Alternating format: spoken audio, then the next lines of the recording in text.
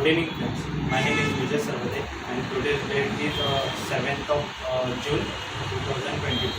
Yesterday we have seen about the commands in Java, and today we are going to discuss about the keys and joins in SQL. Let's discuss the how many keys and what are the keys in SQL. First one is the primary key, unique key, candidate key, alternate key, composition key, super key, and foreign key. Let's discuss these keys one by one in brief. Primary key is a field that can be used to identify all the tuples uniquely in the database. Only one of the column can be declared as the primary key of the next one is a unique key. Unique key can be field or a set of fields that can be used to uniquely identify the tuple from the database. One or more fields can be declared as a unique key. The next is a candidate key. Candidate key can be column or group of columns that can qualify for the unique keys.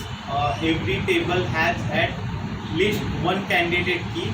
A table may have one or more candidate key. Each candidate key can work as primary key in required in certain scenarios.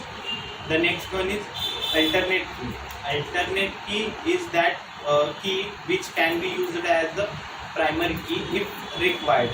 Alternate key also qualifies to be primary key, but for the time being it is not be primary key.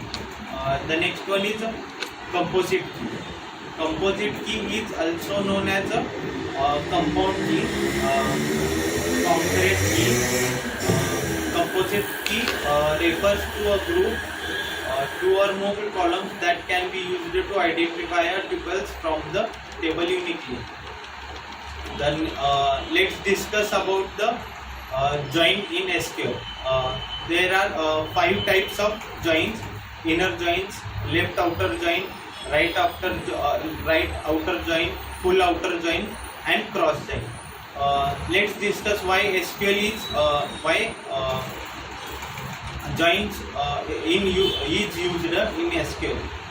If we want to access more than one table through a select statement, the joining or two or more tables is based on common field between them.